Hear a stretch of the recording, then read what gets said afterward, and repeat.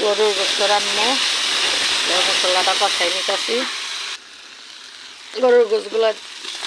দিয়ে দিতেছি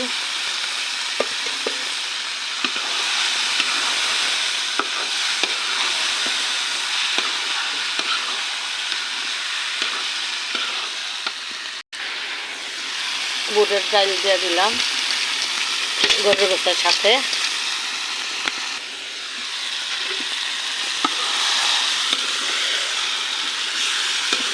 মাটির চুলার রান্না একদিকে গোছাইতে হয় আর একদিকে রান্না করতে হয় তাই বুটের ডাল দিয়ে গরুর গোস্ত বসাই মাটির চুলার থেকে নিয়ে আসলাম আইসা কারেন্টের চুলায় বসাই দিছি কারণ গোস্ত হইতে সময় লাগবে নামাজের রক্ত চলে যায় তার জন্য